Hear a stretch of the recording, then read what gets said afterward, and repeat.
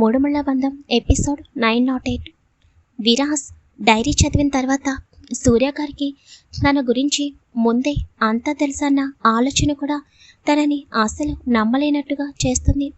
విరాస్ కళ్ళకి డైరీ కూడా మసకగా కనిపిస్తూ ఉంటుంది. ఎందుకంటే అప్పటికే విరాస్ కళ్ళల్లో కన్నీళ్లు చేతాయి. ఐదుగురు కూడా ఒక రకమైన షాక్లో ఉండిపోతారు. విరాస్ కన్నీరు వసు చేతిపై పడగానే వసు కంగారుగా విరాస్ వైపు చూస్తుంది.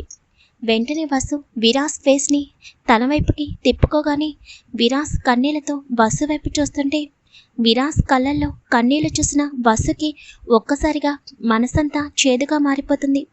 వెంటనే విరాస్ని తన గుండెలకి హత్తుకుంటుంది. విరాస్ కూడా అప్పటికే బాగా ఎమోషనల్ అవ్వడం వల్ల తను కూడా వసు చుట్టూ చేతులు వేసి అలాగే కళ్ళు మూసుకుంటాడు. ఇంకా మరోపక్క వైష్ణవి పరిస్థితి అయితే చెప్పక్కర్లేదు. తన నాన్నకి తను చేసిన ప్రతి పని ముందే తెలుసు అన్న ఆలోచన కూడా వైష్ణవిని మరింత ఎమోషనల్ అయ్యేటట్టు చేస్తుంది. అదే కాకుండా విరాస్ గురించి వాళ్ళ డాడీకి తెలిసినా కూడా ఒక్కసారి కూడా ఇంట్లో ఎవరి దగ్గర విరాస్ గురించి మాట్లాడకపోవడంతో తనతో ఎప్పట్లాగానే ప్రేమగా ఉండడం, అసలు వైష్ణవి కలలో కూడా ఊహించని విధంగా మొత్తం అంతా తారుమారైనట్టు అనిపిస్తుంటే అలాగే వైష్ణవి తన తలని గట్టిగా పట్టుకుని కళ్ళు మూసుకుంటుంది. వంశీ కూడా ఒక రకమైన షాక్లోకి వెళ్ళిపోతాడు. అంటే డాడీకి బావ డాన్ అని ముందే తెలిసినా కూడా బావని మార్చి వైశ్యనిచ్చి పెళ్లి చేయాలని అనుకున్నారా అని వంశీ ఆలోచనలోకి వెళ్ళిపోతే విక్రమ్ ఆలోచనలో పడతాడు. అంటే మావయ్యకి విరాస్ గురించి ముందే తెలుసన్నమాట. అప్పటికే అనుకున్నాను విరాస్కి వైశ్యకి మధ్య ఇంత జరుగుతున్నా సూర్య మావయ్య అంత పెద్ద బిజినెస్ మ్యాన్ అయి ఉండి కూడా ఏమీ పట్టించుకోకుండా ఏమీ తెలుసుకోకుండా ఎలా ఉన్నారా అని. కానీ ఇప్పుడు అనిపిస్తుంది సో మావయ్య ముందు నుండే విరాస్ని అబ్జర్వ్ చేయడం మొదలుపెట్టారు. సో విరాస్ వాళ్ళ ఫ్యామిలీతో చాలా ప్రేమగా ఉండేవాడు కాబట్టి విరాస్ డాన్ అని తెలిసినా కూడా విరాస్లో ఉన్న మంచితనం మావయ్యని అట్రాక్ట్ చేసినట్టుంది. అందుకే విరాస్ గురించి పూర్తిగా తెలుసుకుని తనని మార్చుకోవాలని అనుకున్నారు. నిజంగా మీరు చాలా గ్రేట్ మావయ్య. అసలు ఇప్పుడు వైశ్య ఆలోచన ఎలా ఉంటుందో నేను కొంచెం కూడా గెస్ చేయలేను. మీరు విరాస్ ఒక డాన్ అని తెలిసినా కూడా తనకిచ్చి పెళ్లి చేయాలని అనుకున్నారని ఇప్పుడు వైశ్యకి తెలిసింది. అసలు ఇప్పుడు తను ఎలా రియాక్ట్ అవుతుందో కూడా అర్థం కావడం లేదు అని విక్రమ్ ఆలోచిస్తూ వైష్ణవి వైపు చూస్తాడు. వంశీ విరాస్ షోల్డర్పై చేతిని వేసి బావా అని పిలవగానే విరాస్ వంశీ వైపు చూస్తుంటే బావా ప్లీజ్, నువ్వు ఇలా బాధపడుతుంటే చూడడం నా వల్ల కావడం లేదు. అసలు ఇప్పటి వరకు నాన్నకి ఇదంతా తెలుసు అని మనం కొంచెం కూడా ఊహించలేదు. మనం ఊహించని విధంగా డాడీకి నీ గురించి ఎప్పుడో నిజం పూర్తిగా తెలిసిపోయింది. ఆయన కూడా వైశ్యకి నిన్నిచ్చి పెళ్లి చేయాలని అనుకున్నారంటే నిజంగా చాలా గ్రేట్. తర్వాత ఏం జరిగిందో చదువు బావా ప్లీజ్ అని వంశీ చిన్నగా అంటుంటే విరాస్కి మాత్రం అప్పటికే తన గుండెల్లో తెలియని పెయిన్ కలుగుతూ ఉంటుంది. తన బాధని దిగమింగుకుని మళ్ళీ డైరీ వేరొక పేజీ తిప్పుతాడు. విరాస్కి వైశ్యకి ఎంగేజ్మెంట్ చేయాలని అనుకున్నాము. ఒక పక్క విరాస్ గురించి తెలుసుకోవాలని నా ప్రయత్నం అలాగే కొనసాగుతుంది. విరాస్ మ్యారేజ్ని గ్రాండ్గా చేద్దామని ఎంగేజ్మెంట్ సింపుల్గా చేసుకుంటాము అని చెప్పగానే తన మాటని నేను కాదనలేక ఓకే అని చెప్పాను. విరాస్ వైశ్య ఎంగేజ్మెంట్ రానే వచ్చింది. విరాస్ కళ్ళల్లో కొండంత సంతోషాన్ని చూశాను ఆ క్షణం. వైష్ణవి ఫేస్ మాత్రం డల్గా ఉంది. కానీ నా కూతురు కళ్ళు మాత్రం ఎప్పుడు విరాస్ పైనే ఉండటంతో చిన్నగా నవ్వుకున్నాను. ఒక పక్క ఎంగేజ్మెంట్కి టైం అవుతుండగా అదే సమయంలో నాకు ఒక తెలియని నెంబర్ నుండి ఫోన్ వచ్చింది. అనుమానంగానే ఫోన్ లిఫ్ట్ చేశాను.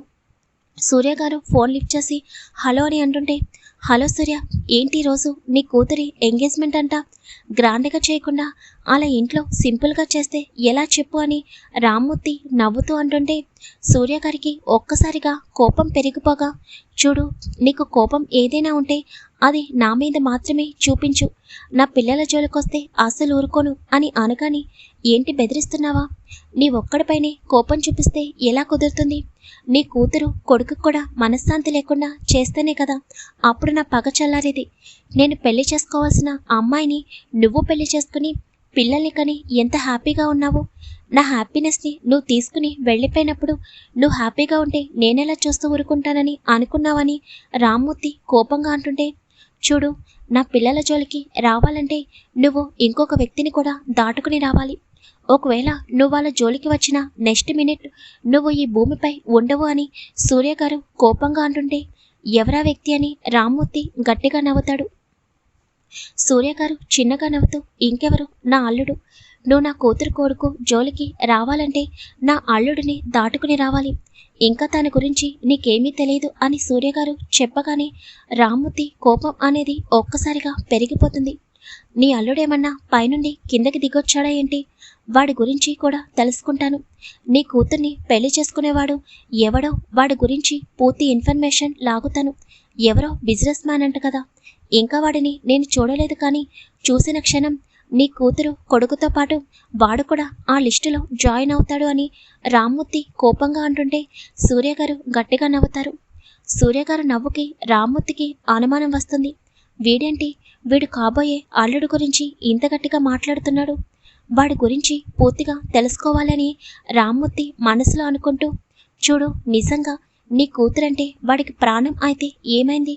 నీ భార్యని, అది ఆ రాధాని తన అన్నయ్య నుండి ఎలా దూరం చేశానో మర్చిపోయావా? ఇప్పుడు కూడా అంతే.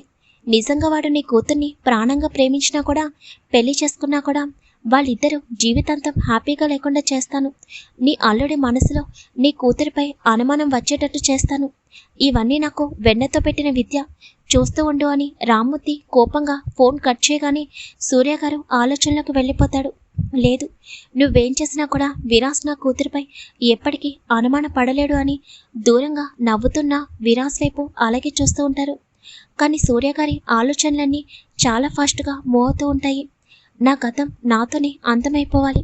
ఇందులో వీళ్ళ ముగ్గురికి ఏమీ జరగడానికి వీల్లేదు. విరాస్కి కూడా ఆ రామ్మూర్తి గురించి తెలియకూడదు.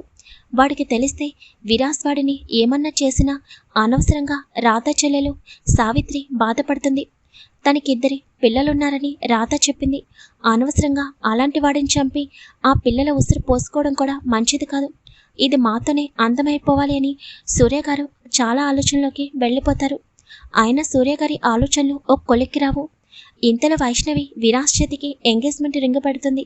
విరాస్ కూడా వైష్ణవికి ఎంగేజ్మెంట్ రింగ్ పెట్టే సమయానికి సూర్యగారు అప్పటికే ఆలోచనలతో చాలా ఉక్కిరిబిక్కిరి అవ్వడం వలన హార్ట్అటాక్ అనేది రావడం, వెంటనే విరాస్ సూర్యగారిని హాస్పిటల్లో జాయిన్ చేయడం అన్నీ జరిగిపోతాయి. ఆ రోజు నాకు హార్ట్అటాక్ రావడంతో వాళ్ళ ఎంగేజ్మెంట్ ఆగిపోయింది. కానీ ఎంగేజ్మెంట్ ఆగినా కూడా విరాస్ కళ్ళల్లో చిన్న బాధ కూడా నేను చూడలేదు. నన్ను హాస్పిటల్కి తీసుకుని వెళ్ళేటప్పుడు తన కళ్ళల్లో కంగారు మాత్రమే నేను చూశాను. నా కోసం ఎక్కడెక్కడి నుండో డాక్టర్స్ని రప్పించి చాలా హడావిడి చేశాడని రాధ చెప్పినప్పుడు నా కూతురికి విరాస్ కరెక్ట్ అని అనిపించింది. ఆ టైంలో నిజంగా విరాస్ నాకు ఒక కొడుకులాగే అనిపించాడు. దగ్గరుండి మొత్తం తనే బాధ్యత తీసుకున్నాడు. తర్వాత నన్ను డిశ్చార్జ్ చేశారు. అప్పుడు కూడా విరాస్ వచ్చి నన్ను అడిగాడు, ఏదైనా ప్రాబ్లం ఉందా? ప్రాబ్లం ఉంటే వెంటనే చెప్పండి మావయ్య అని. ఆ క్షణం ఆ రామ్మూర్తి గురించి చెప్పాలని అనిపించింది. కానీ మళ్ళీ భయం. రామ్మూర్తి గురించి చెప్తే మా గతం విరాస్కి చెప్పాలి. మా గతం చెప్తే మళ్ళీ విరాస్ తప్పకుండా ఇండియాకి వెళ్ళి ఆ చంద్రమోహన్ వాళ్ళని అస్సలు వదిలిపెట్టడు. అందుకే ఆ క్షణం నా బాధని నా గుండెల్లోనే పెట్టుకుని విరాస్కి ఏమీ లేదు, ఆఫీస్ టెన్షన్ అని చెప్పాను. ఇంకా విరాస్ నా దగ్గర నుండి వెళ్ళిపోయాడు. తర్వాత వైషుని నా రూమ్కి రమ్మని చెప్పగానే వైషు నా దగ్గరికి వచ్చింది. ఎందుకో ఒక క్షణం భయంగా అనిపించింది. రామ్మూర్తి వంటి మూర్ఖుడు ఇంకొకడు ఉండడు. వాడు ఎదుటి వాళ్ళ ప్రాణాలు తీయడానికి కూడా లెక్క చేయడు. ఎప్పుడు ఏ క్షణం ఏం జరుగుతుందో తెలియదు. నా కూతురు డల్గా ఉండటం, ఏ క్షణమైనా విరాస్పై ఎంత ప్రేమ ఉన్నా కూడా ఎక్కడ తనని నో అంటుందేమో అని భయం వేసింది. విరాస్ని పెళ్లి చేసుకోకపోతే ఇంకా ఎవరిని పెళ్లి చేసుకున్నా ఆ రామ్మూర్తి నా కూతుర్ని వదిలిపెట్టడు అని ఆ క్షణమే అనిపించింది. అందుకే నా కూతురి దగ్గర మాట తీసుకోవాలని వైష్ణవిని నా దగ్గరికి రమ్మని చెప్పాను. వైష్ణవి సూర్యగారి దగ్గరకు వచ్చి చెప్పండి డాడీ అని చిన్నగా అంటుంది. వైష్ణవి నువ్వు ఒక మాట ఇవ్వాలి నాకు అని సూర్యగారు అంటుంటే, ఏంటి డాడీ అని వైష్ణవి అర్థం కాక అడుగుతుంది. ఎట్టి పరిస్థితుల్లోనూ ఏం జరిగినా కూడా, ఒకవేళ మేము ఉన్నా లేకపోయినా ఎప్పుడు కూడా విరాస్ చేతిని వదలను అని, విరాస్ని పెళ్లి చేసుకుంటానని మాట ఇవ్వు వైష్ణవి.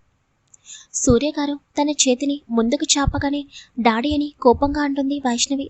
మాకేదో జరుగుతుందని కాదు వైషు, ఈరోజు చూసావు కదా, నేను ఎటువంటి పరిస్థితిలో ఉన్నాను. ఇప్పుడు నేను బాగానే ఉన్నాను. కానీ అన్ని రోజులు మనకి ఒకేలాగా ఉండవు తల్లి. ప్లీజ్ నాకు మాట ఇవ్వు. విరాస్ని పెళ్లి చేసుకుంటానని, ఎట్టి పరిస్థితుల్లోనూ తన చేతిని వదలను అని సూర్యగారు చెప్పగానే వైష్ణవి ఒక క్షణం గట్టిగా కళ్ళు మూసుకుని సూర్యగారి చేతిలో తన చేతిని వేసి, మీకు మాటిస్తున్నాను డాడీ, ఎన్ని పరిస్థితులు వచ్చినా కూడా నేను విరాస్ని మాత్రమే పెళ్లి చేసుకుంటాను. ఇప్పుడు మీకు సంతోషమేనా అని అనగానే సూర్యగారు వైష్ణవి 2 చెంపల పైన చేతులు వేసి వైష్ణవి నుదుటిన ముద్దు పెట్టుకుని, ఇది చాలు వైషు, ఇప్పుడు నాకు చాలా హ్యాపీగా ఉంది అని అనగానే వంశీ రాధ గారు చిన్నగా నవ్వుతారు. ఇంకా వైష్ణవి అక్కడి నుండి తన రూమ్లోకి వెళ్ళిపోతుంది. ఇలా రోజులు సాగుతూ ఉంటాయి. వైష్ణవి విరాస్ల పెళ్ళనేది దగ్గరికి వచ్చేస్తుంది. విరాస్ది ఇండియా అని తెలుసుకున్నాను. అలాగే వాళ్ళ అమ్మా నాన్న తనకి 10 ఏళ్ల వయసున్నప్పుడే సూసైడ్ చేసుకున్నారని తెలిసి ఆ క్షణం నేను పడిన బాధ వర్ణించలేనిది. ఆ సమయంలో ఆ పసి హృదయం ఎంతలా గాయపడిందో నేను ఊహించగలను. ఆ టైంలో ఎవరి సపోర్టు లేక విరాస్ పడిన బాధని ఒక క్షణం నా కళ్ళారా నేను చూసినట్టు అనిపించింది. నిజంగా ఆ టైంలో తనకి ఎవరైనా సపోర్ట్గా ఉంటే అసలు తను ఒక డాన్గా మారేవాడు కాదు అని అనిపించింది. నా కూతురు పరిచయమైన తర్వాత విరాస్లో మార్పు వచ్చిందని పూర్తిగా అర్థమైంది. అలాగే నా కూతురు తలుచుకుంటే విరాస్ని పూర్తిగా మారుస్తుందని నమ్మకం కూడా వచ్చింది. ఇన్ని సంవత్సరాలుగా తన మాఫియాలో అన్ని తప్పులు చేస్తున్నా కూడా తను ఎవరికీ దొరకకుండా ఉండడం చాలా ఆశ్చర్యంగా అనిపించింది. అప్పుడే తన క్యాపబిలిటీ ఏంటో అర్థమైంది. ఈ విషయాలని విరాస్తో మాట్లాడాలని అనుకున్నాను. తన గురించి నాకు పూర్తిగా నిజం తెలిసింది అని, తన బాల్యం గురించి కూడా నేను తెలుసుకున్నాను అని చెప్పాలని అనిపించింది. కానీ అవన్నీ చెప్తే విరాస్ నా కూతుర్ని పెళ్లి చేసుకుంటాడు. కానీ నాకు నిజం తెలిసిందని ముందుగా తను ఎంత బాధపడతాడో ఆ క్షణం అనిపించి, పెళ్లి జరిగిన తర్వాత అప్పుడే ప్రశాంతంగా విరాస్తో మాట్లాడి తనని మాఫియాకి దూరం చేయాలని అనుకున్నాను. తను పరిచయం అయ్యి ఇప్పటికే 5 నెలలు పూర్తవుతుంది. ఈ 5 నెలల్లో తను పూర్తిగా మాఫియాకి దూరంగా ఉన్నాడు అని తెలుసుకున్న తర్వాత నేను చాలా హ్యాపీగా ఫీల్ అయ్యాను. తనని మార్చవచ్చన్న పూర్తి నమ్మకం నాకు కలిగింది. ఇంకా నా కూతురు తన జీవితంలోకి వెళ్తే తను మాఫియాలోకి వెళ్ళడు అని ఆ క్షణమే పూర్తి నమ్మకం వచ్చింది. ఒకవేళ రేపన్న రోజు నాకు కానీ రాధాకి కానీ ఏమన్నా జరిగినా నా వైశ్యకి తల్లిదండ్రుల ప్రేమ కంటే ఇంకా ఎక్కువ ప్రేమ పంచుతాడు నా అల్లుడు అని చాలా హ్యాపీగా ఫీల్ అయ్యాను. తను చిన్నప్పటి నుండి దాచిన ప్రేమని కొన్ని రోజుల్లోనే మాపై ఎంతగా చూపించాడో ఆ ప్రేమని ప్రతి క్షణం మేము ఎంతలా ఫీల్ అయ్యామో అనుభవించిన నాకు మాత్రమే తెలుసు. అప్పుడే నా కూతురు అదృష్టవంతురాలని, విరాస్ జీవితంలోకి వెళ్ళిన తర్వాత ఆకాశమంత ప్రేమని పొందబోతుంది అని చాలా హ్యాపీగా అనుకున్నాను.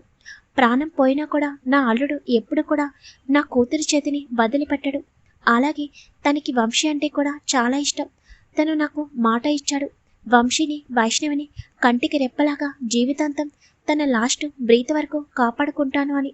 ఆ మాటని నా అల్లుడు ఎప్పటికీ తప్పడు అని పూర్తి నమ్మకం నాకుంది. నా అల్లుడు కూతురు ఎప్పుడు హ్యాపీగా ఉండాలని మనస్ఫూర్తిగా కోరుకున్నాను. ఇంకొక వారం రోజుల్లో వాళ్ళ పెళ్లి ఉంది. రేపటి నుండి పెళ్లి పనులు మొదలు పెట్టాలి. ఈ పెళ్ళైన తర్వాత పూర్తిగా నా అల్లుడిని మార్చుకోవాలి అని సూర్యగారు గట్టిగా నిర్ణయం తీసుకుంటారు. తర్వాత పేజ్ ఓపెన్ చేయగానే అక్కడి నుండి ఏమీ రాసి లేకపోవడంతో విరాస్ డైరీ క్లోజ్ చేసేస్తాడు. అక్కడి నుండి విరాస్ లేచి స్టెప్స్ మీదుగా తన రూమ్లోకి వెళ్ళి డోర్ లాక్ చేస్తాడు. వెళ్తున్న విరాస్ వైపు అందరూ అలాగే చూస్తూ ఉండిపోతారు. మరోపక్క వైష్ణవి ఫీలింగ్స్ అనేవి వర్ణించలేనివిగా ఉన్నాయి. తన విక్రమ్ పక్క నుండి లేచి తన రూమ్లోకి వెళ్ళిపోతుంది. విక్రమ్ వెళ్తున్న వైష్ణవి వైపు అలాగే చూస్తూ ఉంటాడు. వసుకి ఒక పక్క భయంగా అనిపిస్తుంటే ఈ క్షణం విరాస్ని అలాగే వదిలేయడం మంచిది అని అనిపిస్తుంది. కానీ మరోపక్క వసుకి చాలా టెన్షన్గా అనిపిస్తుంది. విరాస్ దగ్గరికి వెళ్ళాలని ముందుకు వెళ్తుంటే వసు అని విక్రమ్ పిలవగానే వసు వెనక్కి తిరిగి విక్రమ్ వైపు చూస్తుంది. విరాస్ దగ్గరికి వెళ్తున్నావా? వద్దు, ఇప్పుడు తనని డిస్టర్బ్ చేయకు. తను ఇదంతా రిసీవ్ చేసుకోవడానికి చాలా టైం పడుతుంది. అలాగే వైశ్య కూడా. ఇప్పుడు మనం వెళ్ళి వాళ్ళని డిస్టర్బ్ చేయడం కరెక్ట్ కాదు. ఎందుకంటే సూర్య మావయ్యకి అంత తెలిసి కూడా తను ఏ రోజు వాళ్ళ దగ్గర ఓపెన్ అవ్వలేదు. ఇప్పుడు విరాస్ ఫీలింగ్స్ అనేవి మనం అసలు చెప్పలేము. తనని అలాగే వదిలేయవసు అని విక్రమ్ వంశీ వైపు చూడగానే వంశీ డల్గా ఉండడం చూసి, వంశీ ప్లీజ్, నువ్వు ఇలా అయిపోతే ఎలా చెప్పు? మనం జరిగింది తెలుసుకున్న తర్వాత దాని నుండి బయటపడడం చాలా కష్టం. తన్వి వెయిట్ చేస్తూ ఉంటుంది.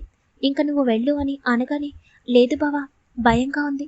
ఇప్పుడు విరాస్ బావ ఎలా ఫీల్ అవుతాడో అర్థం కావడం లేదు.